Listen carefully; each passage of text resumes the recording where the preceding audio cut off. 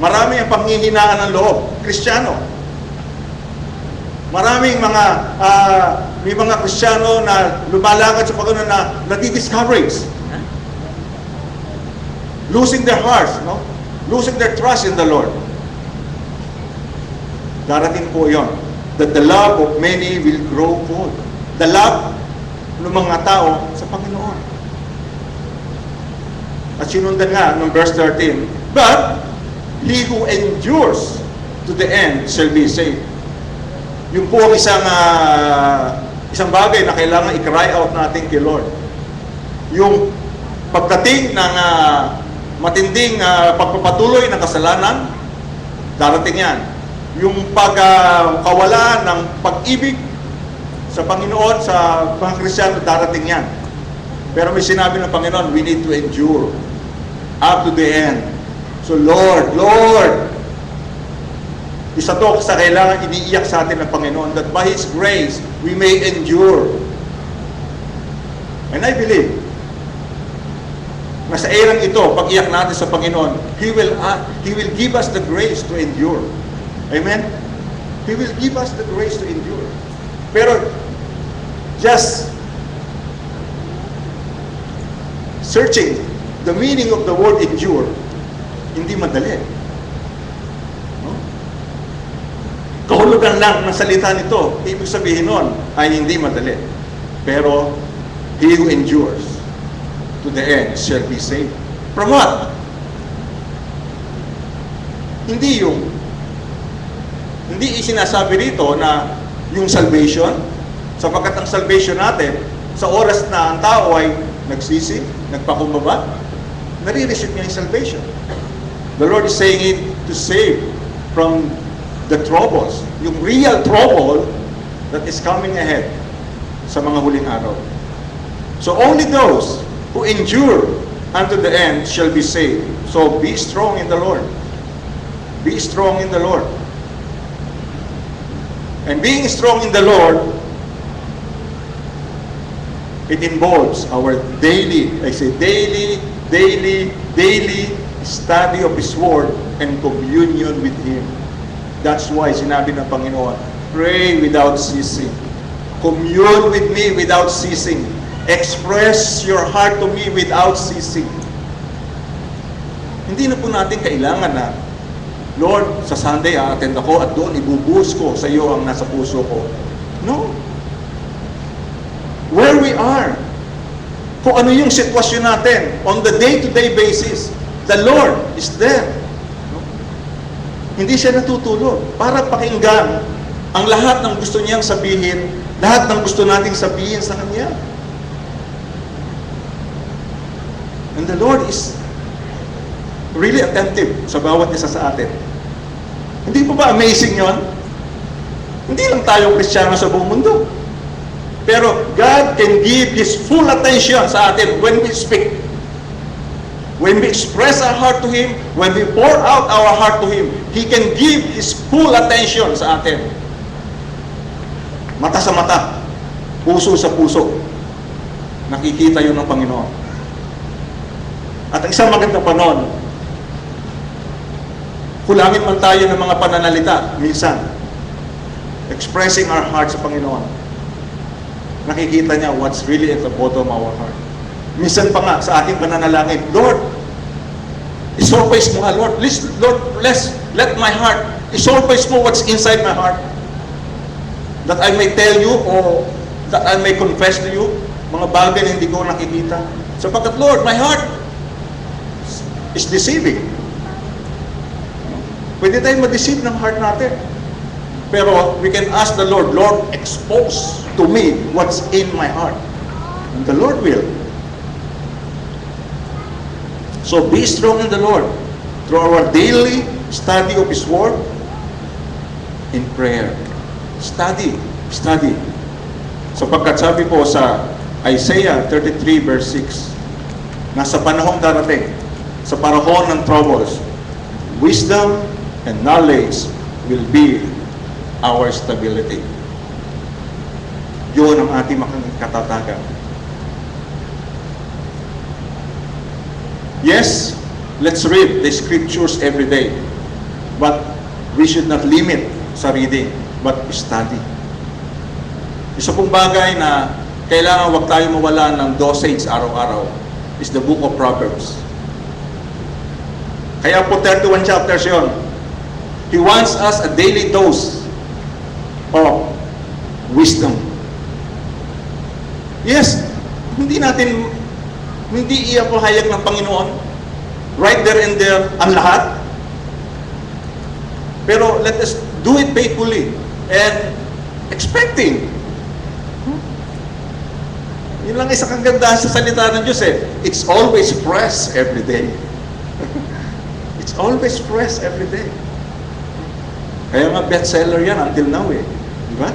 It's a bestseller. Always a bestseller. Because it's always fresh. Iba ang salita ng Diyos. And mapalad po tayo. Mapalad tayo sapagkat sa panahon ngayon, the Lord already raised up. No? Kasi in the past generation, nag-raise up si Lord ng mga talagang people, no? Lingkod niya was talagang diligently studying, searching, no? Really spending much time reading, and some of them gifted of writing books. Ang dami ng libro, no? Na nailathala for our. Of course, kapag tayo po'y nag-aaral, it's always on top of our books is the scriptures, the Bible. It's the plumb line ng lahat na nababasa natin na Christian books. It's the Bible. It's the prime. Yun ang pinaka-plumb line ng lahat ng binabasa nating Christian books. But it's there. Kumbaga sa kwan, yung pong yung tools, yung kailangan natin para tayo ay mapunan ng kaalaman, nandiyan na. Nandiyan na. Naalala ko, noong one time na nasa Davao kami, bago pa po ang FMCC noon, so matagal na nga, nagkaroon ng pagkakataon si Pastor Edwin na in a brief moment, makausap na si Pastor Bailey. And it so happened na I was there. So, tatlo kami. At ang sabi niya, sabi ni Pastor Edwin, Pastor Bailey, in a short sentence, in a short, kasi very busy, kailangan na siya umalis. You know? What can you advise sa amin as pastors, as ministers of churches? Hindi ko makalimutan na sinabi niya, teach the people, teach them the book of Zion, and that will prepare the people. Halos yun ang word na sinabi niya. Sapagkat, ando doon na. Sabi nga in the last days, knowledge will increase. Yes, kita po natin na sa panahon ngayon, ang karunungan, ang knowledge is really increasing in the world. What's true in the natural is also true in the spiritual. Increasing in the knowledge of the Word of God is also increasing. Doon sa mga tao, doon sa mga Lord na really seeking Him, really desiring Him. And we praise God sapagkat tayo ay narito sa henerasyon na ito na kung saan we have all this equipment na kung saan let's use it. No? Ngayon, you can carry it everywhere. Nasa cellphone, use it. Ano? Gamitin natin. Kaya, let's really focus sa isang bagay na ito. Sapagkat, when we focus on the studying His Word, kasi araw-araw, mas lamang ang araw natin na we can study personal. No? And praise God, that from time to time, we have people bring in ministers to teach us. No? So, pero hindi lagi yun. Pero yung araw-araw, meron tayo pwedeng gawin. A personal study of this Word. With all these books, no, na available sa atin. na kung saan ay dadalhin tayo sa mas malapit na relasyon sa Panginoon. Ito naman yung natandaan ko kay Pastor Jerry. Kapag siya raw ay nagbabasa ng libro, kasi ang daming Christian books, kapag siya ay nagbabasa ng libro, ninanamnam niya, saan ako dinadala nito? Kapag dinadala ko nito sa lalong malapit na relasyon sa Panginoon, I'll get it. Kukunin niya yon. Pero kung it will give you just information, medyo iisang tabi niya muna yun. Alala ko yun. Doon niya ginigage. Saan ako mas magiging malapit kay Lord? Sa ginagawa ko pagbabasa na ito.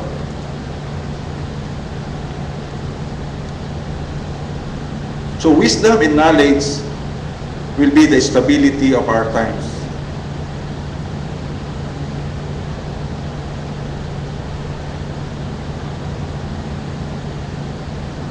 God has specific instructions for the saints concerning these times.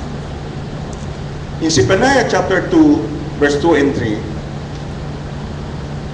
before the decree bring forth, before the day pass as the chaff, before the fierce anger of the Lord come upon you, before the day of the Lord's anger come upon you.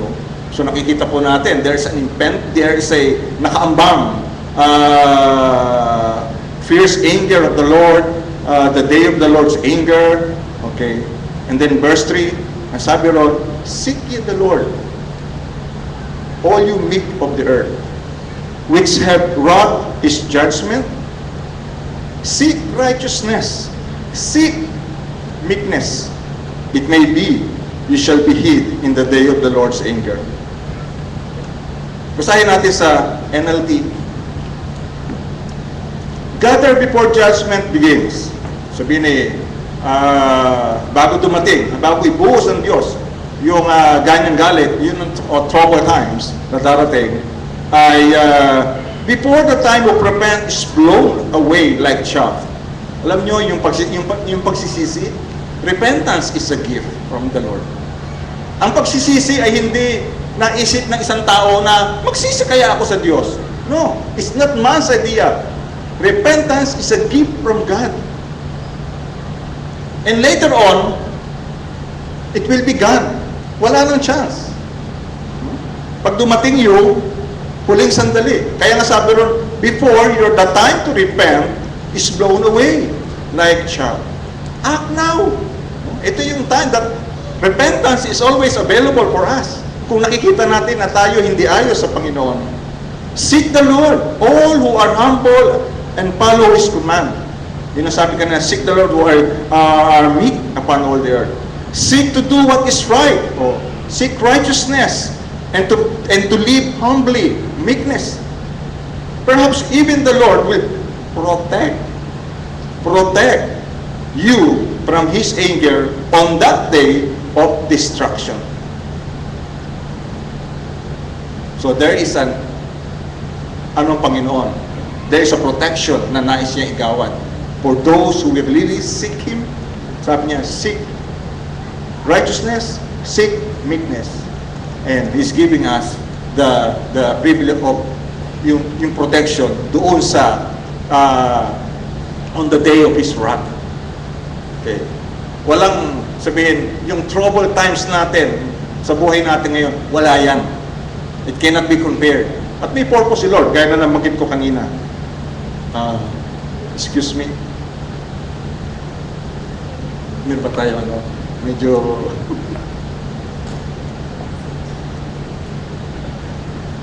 thank you. Dalawang virtue ang binigyan ng emphasis in order to be preserved in the days of troubles. Sa binasa nating talata dito sa Zephaniah.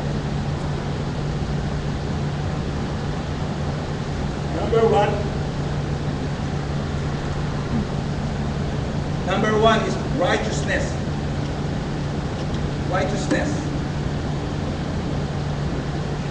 Ang siyang pinahahanap o pinadidesign ng Panginoon sa atin, katwiran.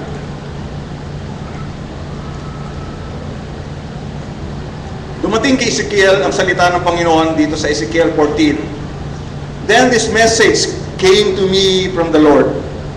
Son of man, suppose the people of a country were to sin against me, and I lifted my fist to crush them, cutting off their food supply and sending a famine to destroy both people and animals. Even if Noah and Daniel and Job were there, no, their righteousness would save no one but themselves, says the sovereign Lord. So dito makikita natin na hindi. Yung individual righteousness, individual will save them. Kaya sinabi niya, kung mangyayari yon, yung tatlo lang ang isisave ko. Wala sila iligtas sa iba. Sila lang ang ililigtas because of their righteousness. No? But themselves, says the sovereign Lord. So these shining men are held up to us an examples of righteousness. At nakita natin yon. Kung paano sila in-uphold ng Panginoon that these people are really righteous before Him. Now, sa Jeremiah 33 verse 6, dito ay makikita natin ang isang katangian ng Panginoon that our Lord is our righteousness. Jehovah Tidkenu. The Lord is our righteousness. Ang Panginoon ng ating katwiran. Okay. Sa Romans 1:17, for in the righteousness of God, okay, the Lord is our righteousness. And in the righteousness of God is revealed from faith to faith, as it is written, the just shall live by faith. So ang katwiran ng Diyos ay nahahayag, no? From faith to faith. Kaya yung ating pananampalataya na kung saan ay galing din sa Panginoon, after we believe, it needs to grow. And as our faith grows, kasi I always link faith with the right relationship, our right relationship with the Lord, with God. Kasi without a right relationship with the Lord, wala tayong faith. So having a right relationship with the Lord give us faith after we believe. So for in the righteousness of God is revealed from faith to faith. Ganon din. So the faith needs to grow kung yung righteousness ng Panginoon ay ma-reveal sa atin one step at a time. At ito ang isang bagay na pumukaw o binigyang buhay ng Panginoon nung time ng Reformation sa katauhan ni Martin Luther. Sapagkat nung panahon niya, ang church ay nabubuhay sa tradisyon, ng tao, sa kultura ng tao, yun ang kanilang mga ordinances, what other people established in the past. So, ganun ang kanyang kalalagayan. Worshipping idols, and the Lord, when the Lord starts revealing the treasures hidden, ay siyang ginamit ng Panginoon at naunawaan niya na ang matuwid ay mabubuhay sa pananampalataya. So, na-realize niya, of course, with God's anointing, kaya dumating yung understanding kay Martin Luther, ako pala ay magiging matuwid, hindi dahil sa pagsunod ng mga ordinansang ito na aking nakagisnan. Ako pala ay magiging matuwid sa pagkakaroon ng may tamang relasyon sa Panginoong Hesus. The just shall live by faith. Yun ang kanyang naunawaan at yun ang kanyang nirally mula noon at doon nag-umpisa ang pagbabago. Righteousness and faith are linked together in the Word of God.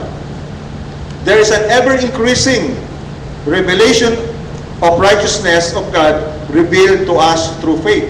Tinabakit ko kanina. As we grow in faith, there is an ever-increasing righteousness ng Panginoon. Faith must grow in our hearts in order for righteousness to increase in our lives. These virtues do not originate within ourselves. They are divine.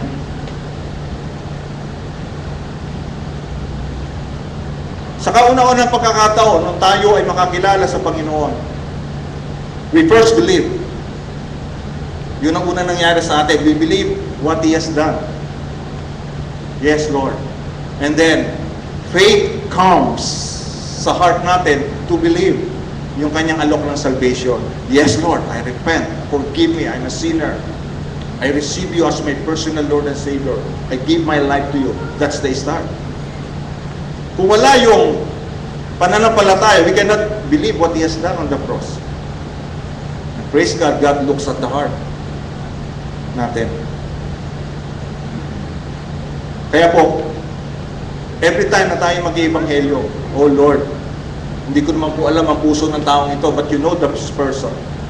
Nawa, Panginoon, sa aking pagbabahagi ng salita mo sa Kanya, let the faith comes sa taong ito and believe the salvation that you're offering him. Alam mo ang kanyang puso. Ako hindi. Kaya ang trabaho natin, proclaim the word, proclaim the good news.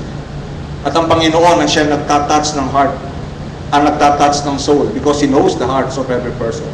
But we need to proclaim to every people. Hindi natin pwede sabihin, hindi naman mukha naman hindi tatanggap yan eh. Sino tayo para magsabi?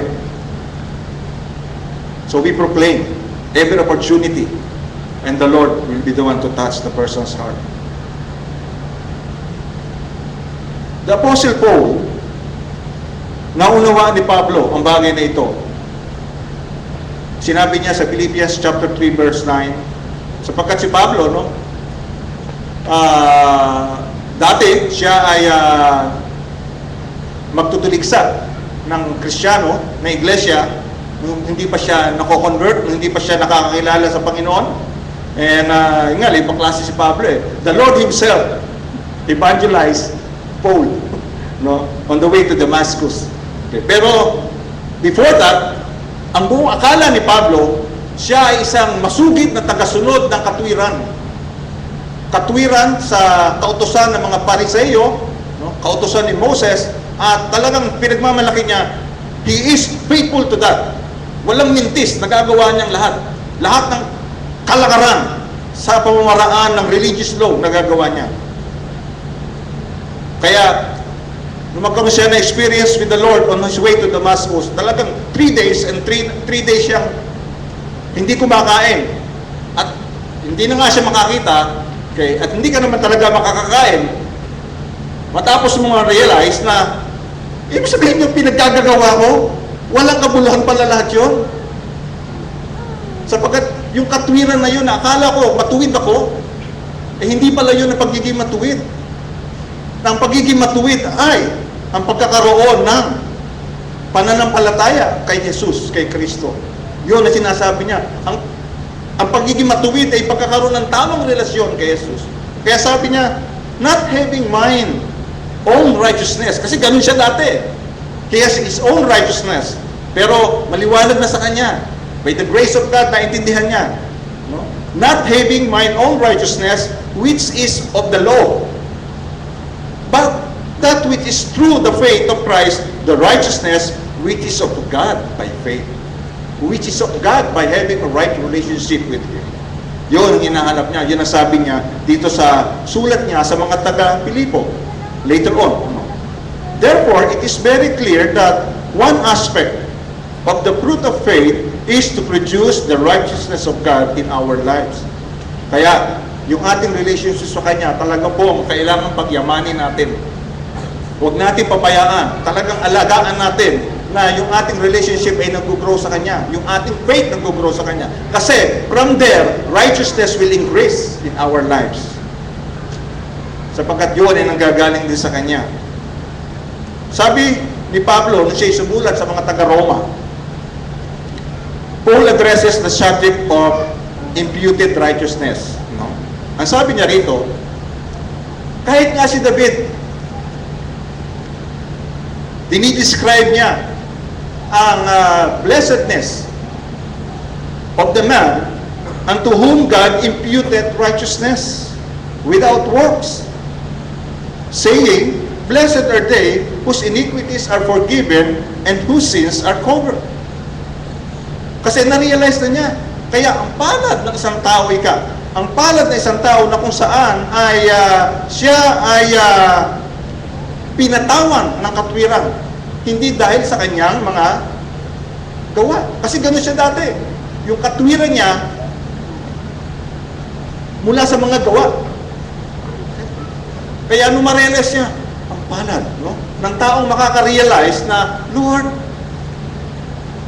wala akong pwedeng gawin para ako ay maging matuwid sa harap mo. Walang anumang bagay akong gawin pagsasakripisyo. Wala akong gawin bagay na wala akong pwedeng gawin anumang bagay para maging katanggap-tanggap sa iyo. Ang magagawa ko lamang, Lord, nagpapakumbaba ako sa iyo, humihingi ako sa iyo ng tawad. Yun ang sinasabi niya, na napakapalad ng taong ganung may attitude, sapagkat siya ay pinapatawan sa oras na yun ng imputed, no, righteousness. Kaya nga po tayo, nung tumanggap tayo sa Panginoon, right there and there, tayo ay tumanggap ng kaligtasan. Sapagkat pinatawan tayo ng katwiran ng Panginoon. Just accepting, just believing, just repenting for being a sinner. Pinatawan. Okay. Para tayong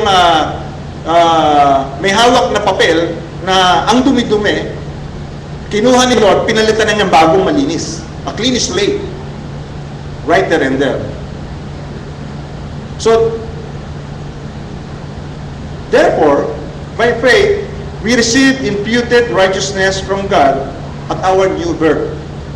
We are counted righteous in His sight by faith, but that state of righteousness must grow and develop.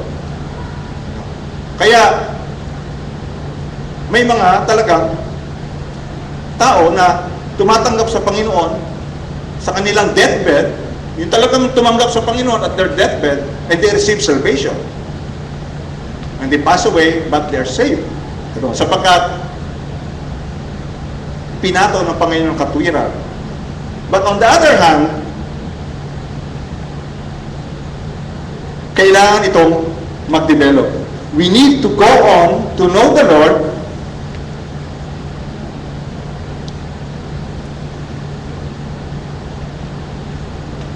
We need to go on to know the Lord as Jehovah Tidkenu, the Lord our righteousness. We should know Jehovah Tidkenu in all His fullness, not in theory, but in experience. So ito po isang bagay. Not just in theory, but in experience. At ito, right now, ay available sa atin na maranasan natin yung fullness ng kanyang pagiging yung the Lord as our righteousness. So we are counted righteous when we are born again, but there are many aspects of righteous that we still need to come into by faith after the initial imputation of righteousness. Okay.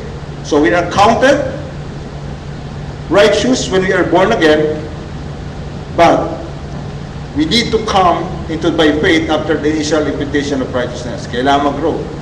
We do not want simply to be counted righteous.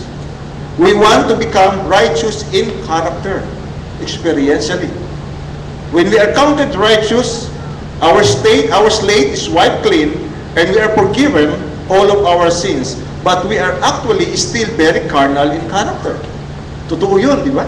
Simula nung tayo mag-born again, alam natin na may mga bagay na kailangan panglinisin ng Panginoon sa buhay natin. Therefore, the Lord desires to work in our lives to make us just as righteous as Himself. Yung po yung standard. Righteous as Himself. And this is called imparted righteousness.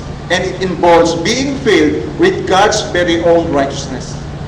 So nung tayo makakilala sa Panginoon, tayo'y pinatawan ng katwiran. Kaya nga, right there and there, we can go to heaven kung tayo kukunin na ni Lord.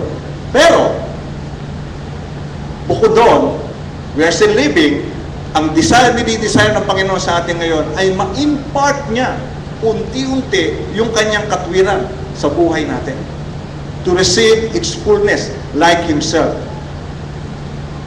Righteousness is an actual spiritual garment that clothed the bride of Christ.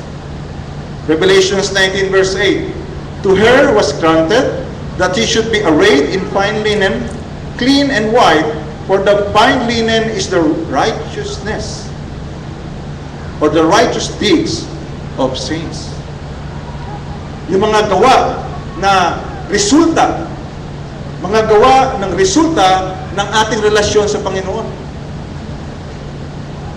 Dahil sa tayo'y merong nagkakaroon ng malapit na relasyon sa Kanya, we are growing in our right relationship with Him, and as it grows, the righteousness of God being imparted sa atin, anong resulta nun? The things that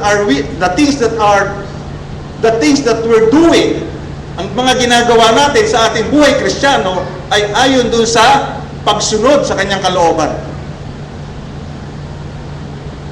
The righteous deeds of the saints.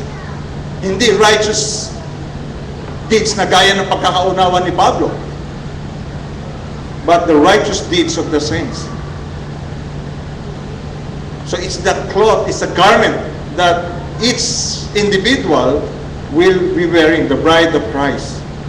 Kaya, sino bang isasama ni Lord sa milenyo na pag-reign na Kanya? Yung Kanyang bride, without spot and without wrinkle. Who will be with Him when He rule and reign? Hindi siya mag-rule and reign ng Kanyang body ay punong-puno ng batik o dungis. He will rule and reign.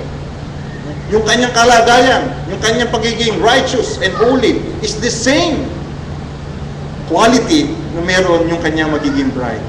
So yun po yung isang una na sinasabi ng Panginoon na ating hanapin lagi. No? When we cry out to the Lord in our time of devotion, Lord, Lord, I'm crying out for righteousness in my life. Iniiyak po ito sa iyo, Panginoon. Lord, kilala ko ang sarili ko. Pag tumayo ko sa harap mo, Panginoon, kailangan ko pa, Panginoon, na ako ay impartan mo ng righteousness. Tandaan natin, as we cry out to the Lord, we also need to cry out, Lord, let my relationship grow. Let my relationship grow with you. Kaya nung ating yung kaninang prophetic word na binigay ni Savior, Lord, lumalapit ako sa iyo hindi dahil sa kung anong pwede mong gawin sa akin, kundi lumalapit ako sa iyo dahil sa for who you are. Because I love you. Because I have a relationship with you. My relationship with you is more important. Pagdating ng revival, talaga po, and that's the latter rain. It's more than sa naranasan ng unang church in the early rain, nung panahon nila Juan, nila Pedro, nila Pablo, yung mga unang alagad. That's the early rain. But the latter rain, yung pagbubuhos ng Panginoon sa mga huling araw, the miracles, the signs and wonders will be so great. Doon ba tayo magiging excited? O mas excited tayo, Lord, I'm excited because I have a right relationship with you. Lord, I'm excited to you. Lord, sa iyo ako excited. Yung signs and wonders, normal lang naman sa iyo, Lord, yan eh. Basta importante, masunod natin siya sa panahon na yun. Na kung ano sinasabi ng Panginoon na gawin natin in the area of signs and wonders, masunod natin. At masusunod natin siya if we have really established a relationship na kung saan we will be able to hear. Nakita naman natin noong Panginoong Jesus nandito. Hindi pare-pareho ang kanyang ginagawa pagdating sa paggawa ng himala to get the attention of the people. So we need to listen them sa Panginoon in that area when we come to that. Pangalawa, so righteousness, tandaan po natin, yun, isang bagay na nais ng Panginoon. Ang isang bagay na binanggit doon na pinasisik sa atin ay meekness. The other principal virtue required in order to be healed in the time of trouble was meekness. Few possess this prime virtue. Sa katunayan, dalawa lang. It's Moses and the Lord Jesus Himself. But the Lord is requiring it sa atin. Pwede niya i-require. Kasi siya naman na magsusupply eh. Siya naman na magdadala sa atin eh. Hinihingi lang ng Panginoon yung willingness natin. Magawin niya sa atin ang lahat na kailangan niyang gawin para ma-develop niya ito sa atin. Meekness may be defined through the understanding of the Greek word praus. It is the word that is used for an animal that is domesticated or trained and disciplined. The meek animal is one that obeys commands and is controlled by the reins o yung parang yung lubid na which communicate the will of the master. There is no reaction. Hindi siya nagagambala sa anumang distraction. Hindi siya nagagambala sa anumang pleasant condition. Doon siya trained to stand still. It awaits direction and thus has all its own passion under subjection to a higher power. Sa larangan ng animal, sa kanyang master, but as for us, sa Panginoon. We are commanded to seek meekness. In order to seek that virtue, we must desire it. We must desire it like righteousness. We must desire it. When we have a revelation of the true beauty of meekness, we develop a longing for the beauty of meekness to be revealed in our hearts. So, as we understand it right now, ito isang bagay na pwede natin sabihin sa Panginoon, Lord, napag-aralan ko, narinig ko na gano'n. I need to desire it, Lord. Kailangan i-desire ko, Panginoon. But, alam mo sa magandang bagay sa Panginoon? Pero Lord, parang wala akong desire. Give me, Lord, the desire. Hindi ba kayo na-amaze kay Lord? Lahat pwede natin hingin sa Kanya. Kahit na hard condition. Lord, I don't have a desire, but Lord, it's true. No? It's there in your word. Lord, give me the desire. Lord, give me the desire. And the Lord will give us the desire. And when the desire there, pag andun na yung desire, ayan na. Talagang hindi mo lang titigilan si Lord. Lord, I want that quality. I want that quality. And the more the Lord reveal to you the beauty of that quality, the more you cry it. Ang Panginoon, meron siyang timing. Meron siyang allotted time. Hindi natin pwede sabihin sa Panginoon, Lord, I want it right. Kahit na tama po hinihingi natin. Huwag natin sabihin sa Lord, I want it right now. Pag-isip ko bukas, ganyan na ako, Lord. No. Kailangan talaga, Lord, I kneel down before you on my bed and desiring these things in my life. Itong natututunan ko, itong nababasa ko, itong napag-aralan ko, Lord. And let it be like that until the Lord accomplish it sa buhay natin. And we will not be disappointed. The Lord will not disappoint us. Amen? Especially when our desire is nakalinya talaga sa kanyang desire. No? He just has His timing. Then, we are on the right path to being hid in the day of trouble that is coming upon the entire world. Having a strong hunger and thirst for these two precious virtues is a long step towards being protected on these last days of horrendous judgments that are coming upon the earth. Nais ang Panginoon. But yun lamang, mga humanap at na-develop sa bagay na ito, ang sinasabi niya will be preserved.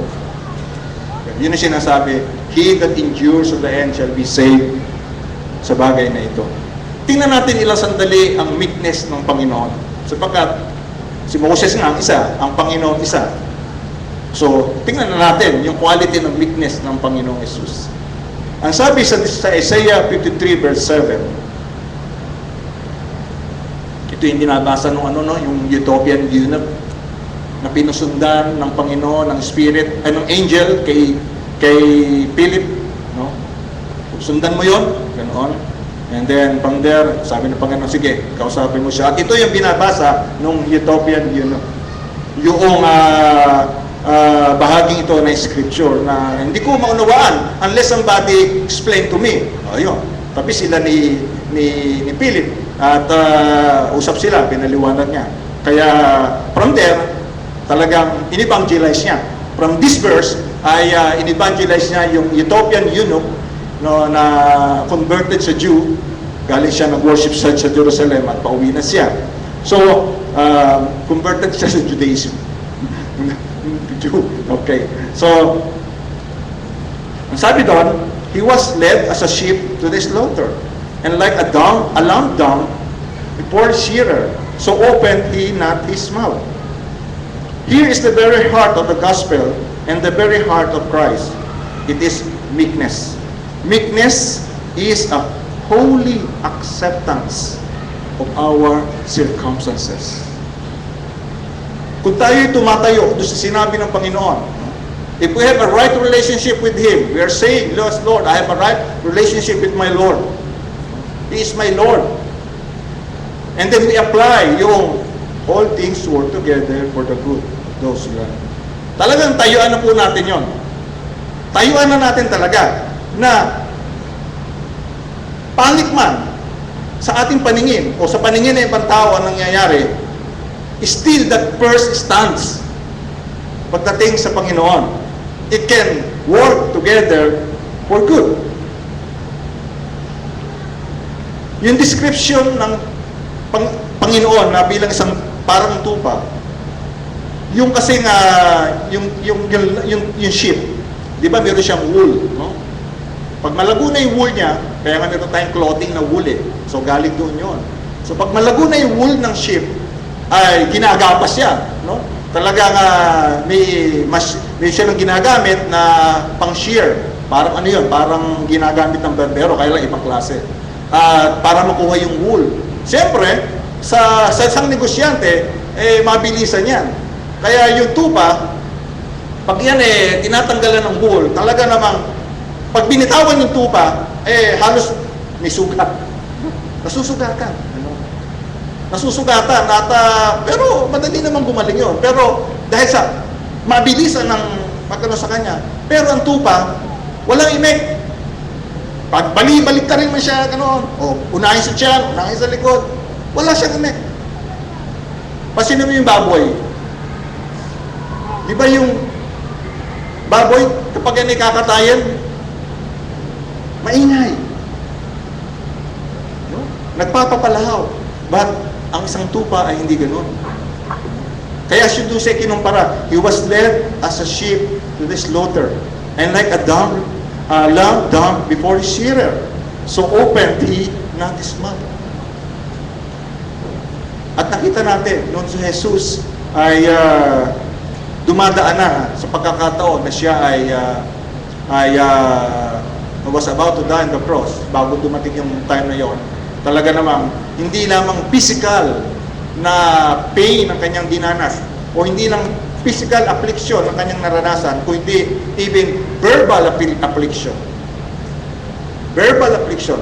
Mocking him, ridiculing him. And Jesus just allowed people to shear him with their tongues and actions. Both tongues and action. Tayo nga, hataw pa lang ng dila ng ating kapwa, nagpupumigla sa tayo.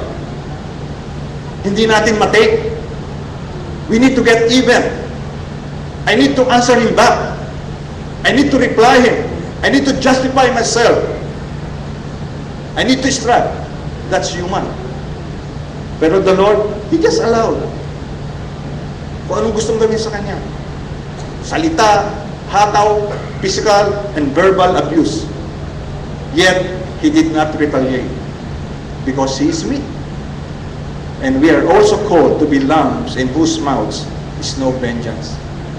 Tayo'y tinawag din na kung saan, gaya ng mga tupa, gaya niya, na kahit sa bibig, Kahit sa dila, walang anyo ng pagiganti. Ito, hihingi na naman tayo sa Panginoon. Pwede tayo humingi sa Panginoon ng holy. Ang pagiging pipi ay negatibo sa mata ng daigdig. Pero, meron pang holy dumbness. Kung paano merong holy acceptance of our circumstances. Sa iba naman kasi yung, sige, tanggapin mo na lang. Okay lang yan. Hindi, iba yun, iba. A holy acceptance. Kaya holy is because tinitingnan mo yon as an hand of God. Tinitingnan mo na, Panginoon, you have loved me so much that nothing can take out of my life in your hand. All things work together. So I accept this, Lord. I'm open to you. If there is a sin, I'm asking for forgiveness. But if this troubled times, if this hardship,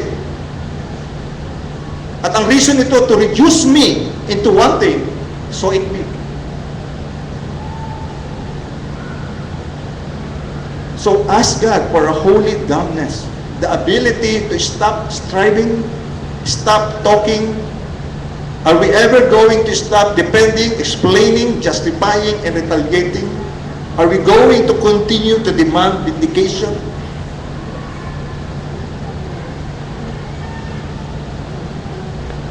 Our mental and emotional and spiritual health depends upon meekness, upon holy acceptance of our circumstances. Many believers never learn this lesson and refuse to accept injustices. Instead, they spend their whole lives fighting and in bitterness. Buong buhay ng pagiging Kristiyano ay pakikipagbaka at puno-puno ng kapighatian. Can we accept what God has provided? Or is there anger against God? Lord, why? Bakit, Lord, nangyari ito? Anong kasalanan ko? Saan ganun kaagad ang approach sa ating kay Lord? Instead of, Lord, this thing happened,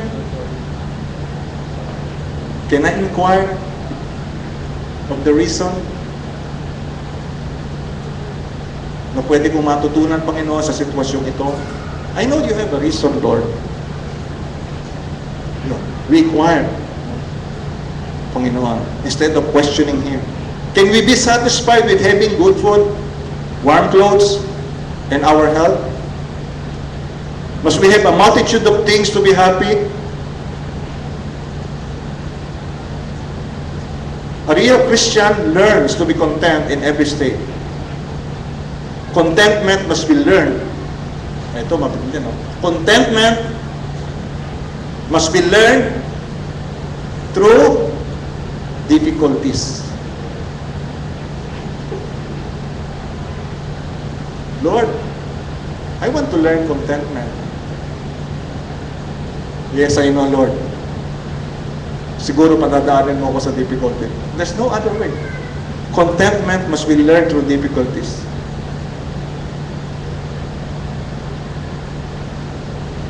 Suffering and deprivation bring men and women to this blessed state.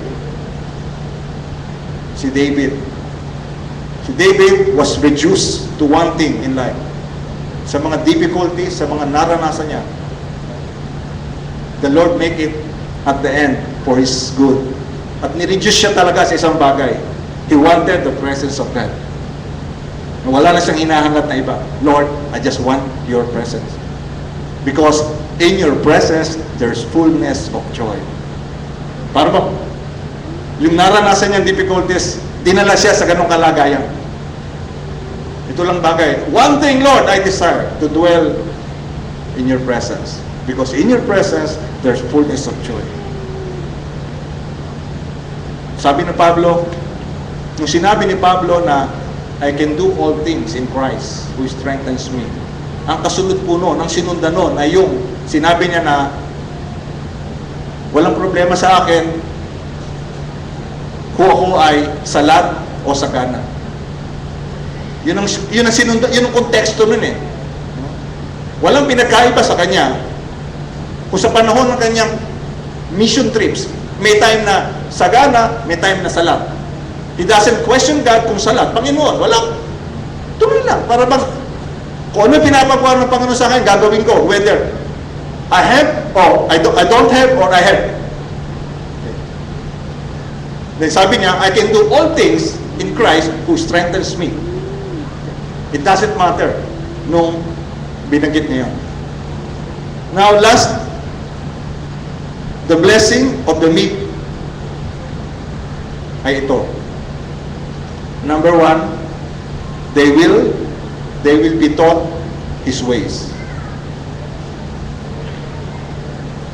Ang kaibahan ni Moses tsaka ng children of Israel, the Lord show to the children of Israel yung kanyang mga gawa. Kita nila yung gawa ng Diyos sa kanilang harapan. Pero si Moses hindi. Moses, the Lord teach Moses His ways.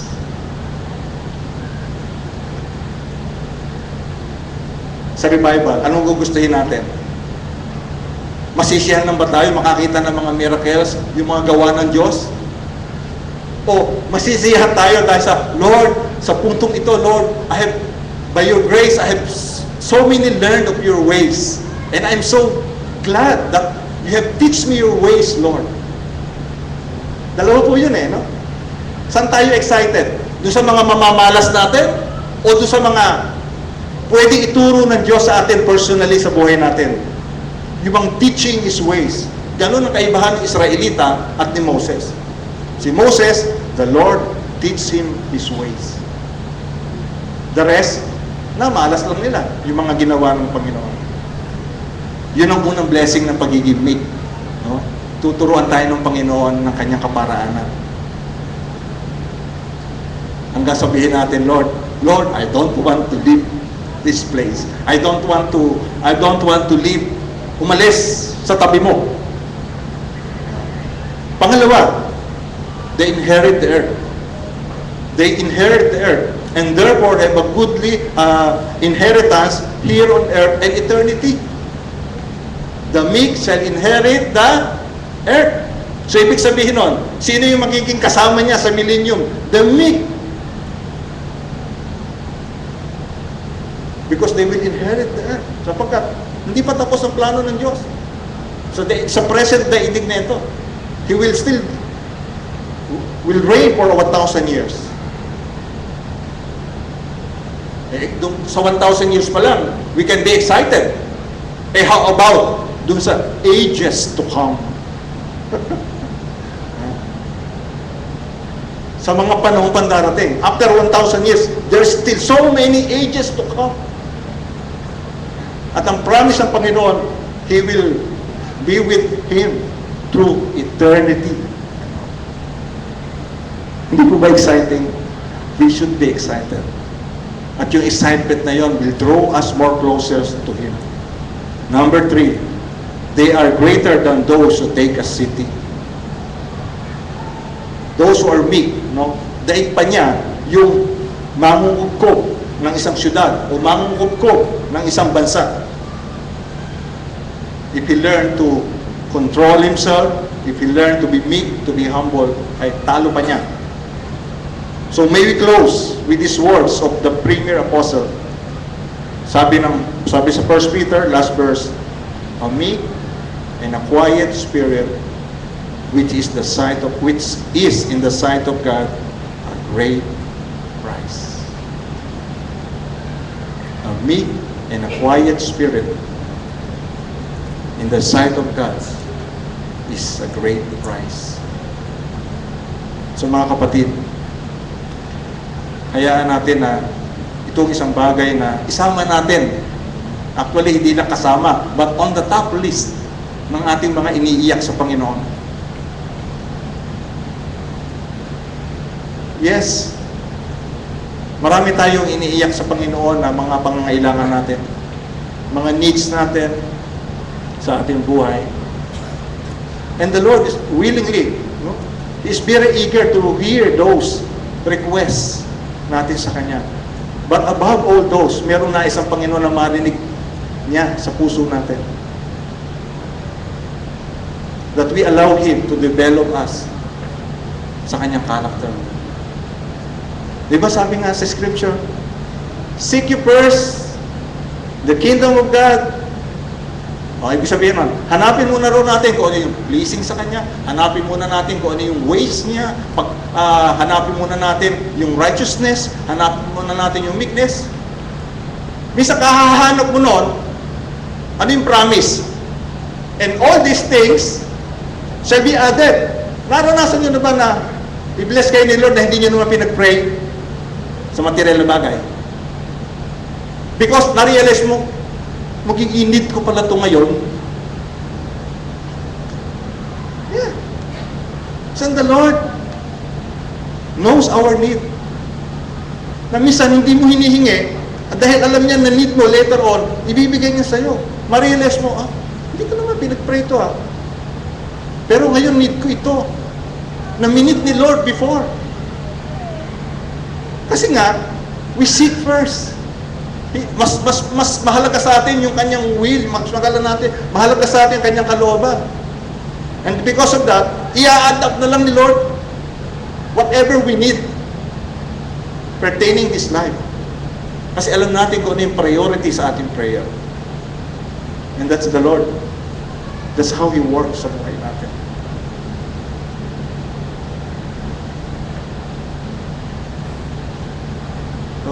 You know, it's really a privilege of having a God like Him. It's really a privilege sa atin, mga kapatid. Kung ano yung Diyos na pinaglilingkuran natin. Amen? Amen? Habang komportable kayo nakaupo dyan ngayon, sa dami po bang nabasa nyo, sa mga narinig nyo, may isa bang sinabi si Lord sa puso nyo? Meron siya sinabi? Kahit isa? Okay. Wala mo makikikilos. Okay. Kung may sinabi sa inyo, sa comfort na inyong seat, right now, respond to Him. Quietly. Everybody, bow your heads. Respond, mga kapatid.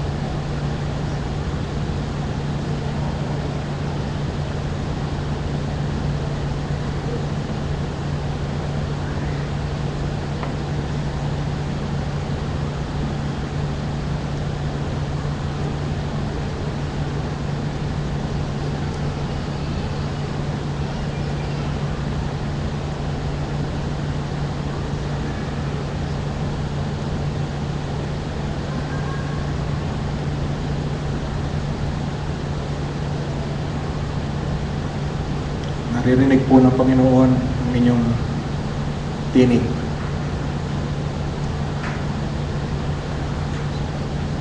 Let this be not just the moment that we respond to Him. Limitado lang oras natin dito, but we have with Him the rest of our day, the rest of the week. We can continue to respond to Him as the Lord reminds us of the things that He wants to remind us regarding these things.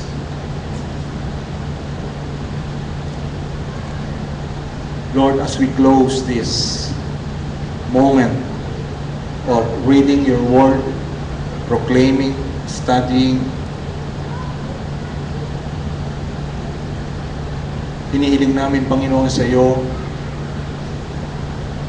that you would just seal those words, O Lord. Let it, Lord, fall into good grounds.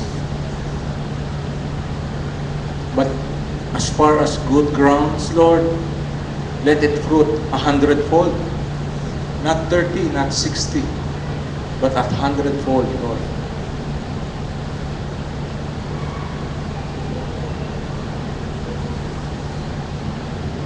Nawa, Panginoon, walang sino man dito ang wayside, ang stony heart, ang thorny heart. But every heart is fertile, good ground, Lord, na kung saan, Lord, ang salita mo ay nahahasik po, Lord.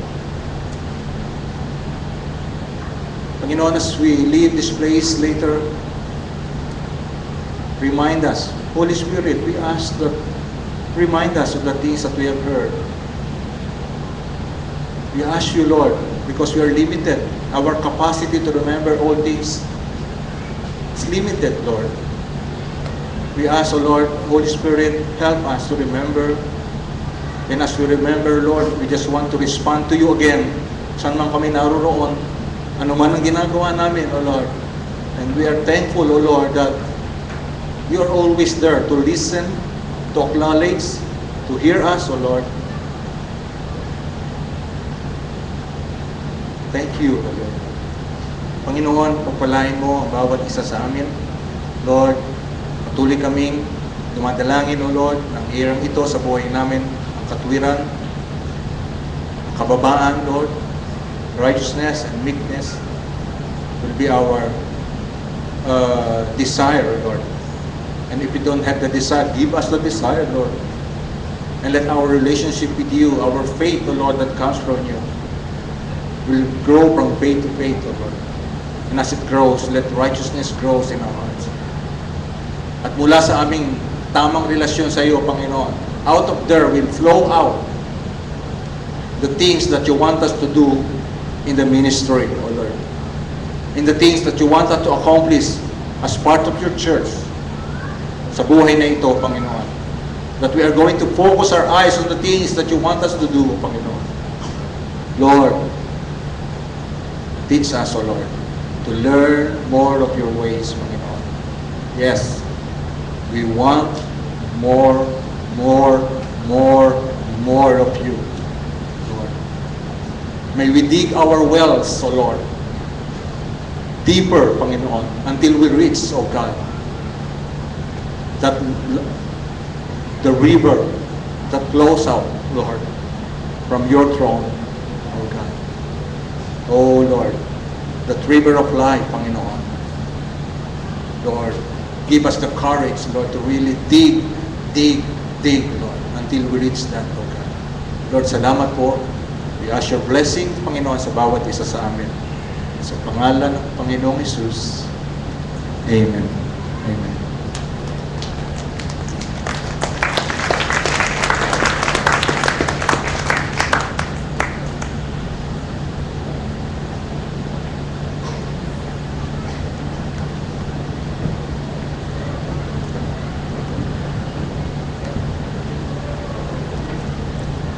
Amen. Alam ko po, pinagpala po tayo ng salita ng Diyos sa umagang ito. Amen po ba? Pinagpala po ba tayo? Hello? Amen. Isang bagay po ang sumasagi sa isip ko dahil tayo po naghahabol ng oras. Bigla po ako nag-pray, Lord, bigyan mo na kami ng lugar. Parang nabibitin po tayo po sa mga dapat at gustong gawin ng Lord sa atin dito po sa kapulungan po natin. So, sana po patuloy po natin ipag-pray panalangin at tayo po bigyan ng Lord ng lugar na kung saan ay hindi po napipigil yung ating nais gawin ng Panginoon sa ating kalagitnaan. At ako po ay nagpapatuloy para po sa ating mga announcement habang hinahanda po natin ang ating mga kaloob at ikapu. Ano ba yung naka-flash? April 21, Grads Night po. Confirm na ba to? Jollibee Calentong. Okay, for details, contact Pastor Mike or sino po? Nandito na pala. Okay. So, at abangan naman po natin yung ating VBS. So, sa iba't ibang area po, area churches po natin, tayo po ay magpapasimula ng Vacation Bible School starting Monday at hanggang next week pa yata. So, meron po tayo magaganaping VBS. At abangan din po natin ang ating next MTP will be on May 20 to 22, Activating Your Spiritual Gifts by Reverend Dennis T. So, sana po kayo po ay magpatala sa ating MTP and last this week na-enjoy po namin yung Origins in Genesis. So, kami po ay maraming natutunan. So, inihimok po namin yung iba po na sana po kayo po ay makapag-enroll at sama-sama po tayo mag-aral po ng salita ng ating Panginoon. Okay. So, handa po natin ang ating mga kalubatika po. Handa na po ba tayo? Tinatawagan po yung ating mga awit.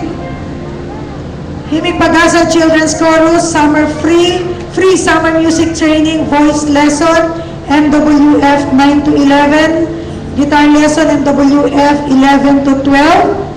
Participants, siyempre yung guitar lesson, dapat po merong gitara.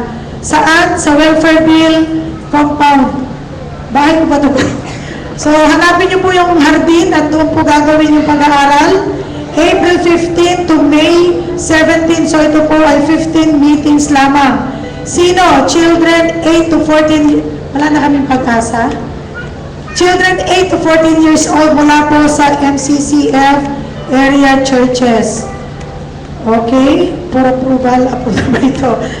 Okay po, so ready na po ba? Kunti na lang. Welcome. Meron po tayo mga bisita, nais ko pong tawagin.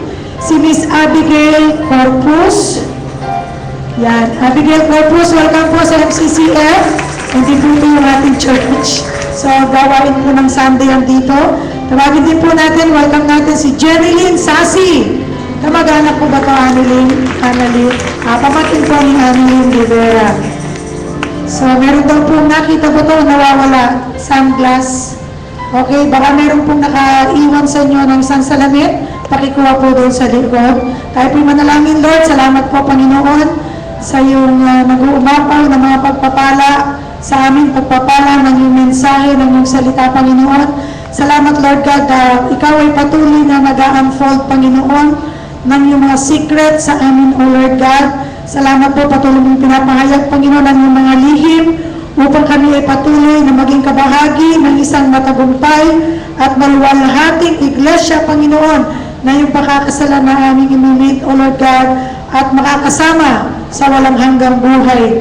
Salamat, O Lord God, at sa aming mga pagpapala na tinatanggap na patuloy sa iyo, O Lord God. Nais po namin itong ibalik sa iyo at magamit mo nawa ito, Panginoon, para sa pagpapalawak ng iyong gawain dito po sa lupa. Magamit po ito, Panginoon, upang marami pang mga kaluluwa, O Lord God, ang maabot para sa iyo, Panginoon. Pagpalain mo ito at patuloy mong i-multiply, O Lord, at yung mga anak na patuloy na nagbibigay, nagtatapat sa kanilang kaloob at sa kanilang ikapu. Pagpalain mo ito, Panginoon, ibalik mo ito sa kanila siksik, liglig at umaapaw. Salamat po, Panginoon. Ito po ang aming hiling at dalangin sa pangalan ni Jesus. Amen.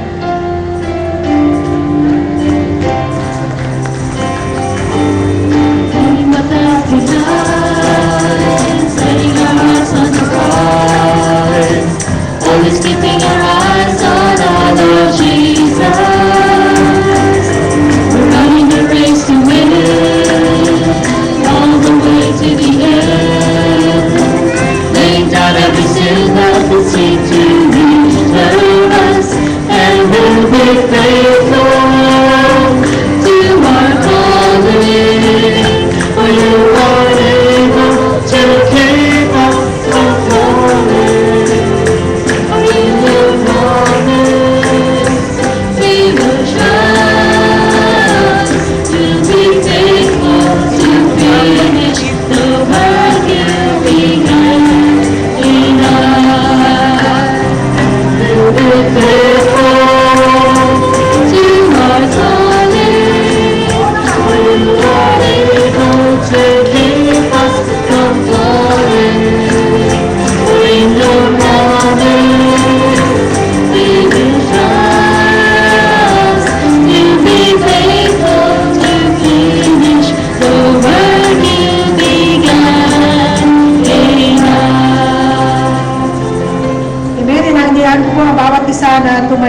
po sa ating panghuling panalangin. Thank you, Lord. At yung po mga kalalakihan, patuloy po natin silang inaanyayahan na tumulong po after para po sa pagliligpit. Pastor George, can you give us the closing prayer, please?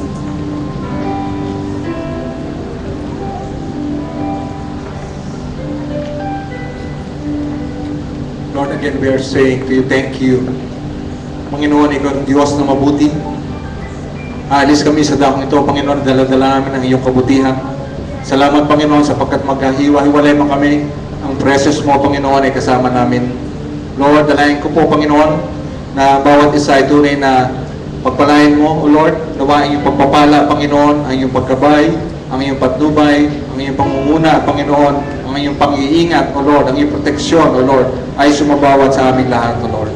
Ito piniling namin, Panginoon, sa pangalan ng Panginoong Hesus. Amen. Amen. Pagpalain po kayo ng Panginoon.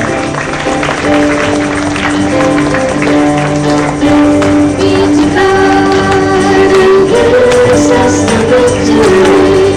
Thanks be to God who gives us the victory. Thanks be to God who gives us the victory.